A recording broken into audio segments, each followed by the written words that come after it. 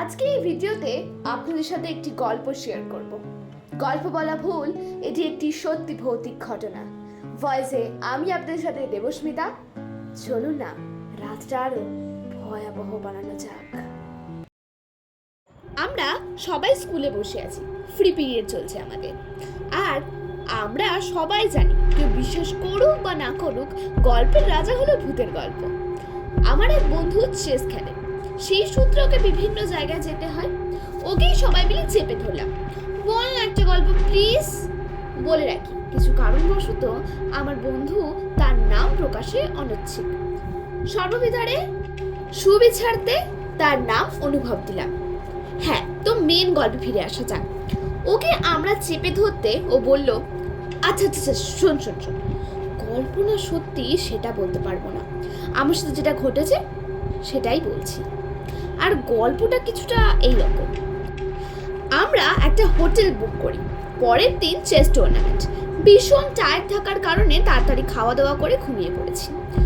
হঠাৎ ঘুমটা ভেঙে যায় হুড়মুড় করে কিছু পড়ে যাওয়ার শব্দে। আর সেই শব্দটি আসছে আমাদের ঠিক উপরের রুম থেকে। সময়ও তখন ওই বাজছে আন্দাজ 1:30। এত বিরক্তি লাগলো এত রাতে ফেলাফেলির আওয়াজে। তো কিছু করার নেই, তাই অত পাত্তা না দিয়ে ঘুমিয়ে পড়লাম। সকাল হতেই পুরো ব্যাপারটা বাবাকে জানালাম। বাবা বলল রিসেপশনে কথা বলবে। আমরা একটু কিছু ব্রেকফাস্ট করলাম টুর্নামেন্টের জন্য। বেরোনোর সময় বাবা ম্যানেজারকে বললেন, আচ্ছা একটু দেখবেন তো আমাদের উপরের রুমে যারা থাকেন, কাইন্ডলি তাদেরকে একটু আস্তে কাজ করতে বলবেন, আমাদের একটু অসুবিধাই হচ্ছে। এই কথা শুনে ম্যানেজার বাবাকে বললেন, আরে স্যার আপনি কি বলছেন, আমাদের উপরে রুম নেই তো, আর আপনি আমাকে বলছেন ওদেরকে আস্তে আওয়াজ করতে বলবো? বাবা তখন আবার বলে উঠল, কিন্তু ঠিক তখনই মা মাঝখানে থামিয়ে দিয়ে বলল, আরে থামো থামো, এখনই না বেরোলে এবার কিন্তু লেট হয়ে যাবে। এখনকার মতো এই কথা এখানেই শেষ হলো। এরপর টুর্নামেন্ট খুব ভালোভাবে কমপ্লিট হলো। বাড়ি এলাম, ফ্রেশ হলাম।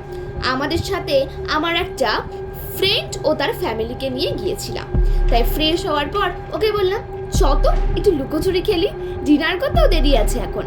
তাই আমরা খেলতে শুরু করলাম। খেলার মাঝেই আমি লুকিয়ে গেলাম। উঁকি মেরে দেখতে গেলাম যে প্রিয়াংশু গেল কোথায়। বলে রাখা ভালো, প্রিয়াংশু হলো আমার বন্ধুর একটা বন্ধু, যার সাথে সে গিয়েছিল। অন্য মনস্ক থাকলে আবার চোর বানানো যাবে।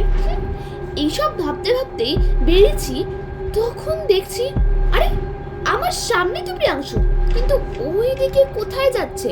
ওদিকে তো অন্ধকার। কয়েকবার ডাকলাম, তাও শুনতে পেল না। তাই ওর পিছু ধরলাম। যাচ্ছি তো যাচ্ছি, যেতে ইচ্ছে করছে না, তাও যেন কোনো এক কৌতূহল আমাকে ওই দিকে টেনে নিয়ে যাচ্ছে। হঠাৎ কানে একটা খুব চেনা গলার স্বর। কিছু সেকেন্ডের মধ্যেই বুঝতে পারলাম অন্য কেউ নয়, সে আমার মা। মা বললেন, কি রে কোথায় যাচ্ছিস না কোথায়? আমি বললাম, ওই যে প্রিয়াংশু যাচ্ছিল ওই দিকেই যাচ্ছিলাম বলে দেখতে গিয়ে দেখলাম ওখানে কেউ নেই। সে আগের মতো ওই খুঁটখুঁটে কালো অন্ধকার।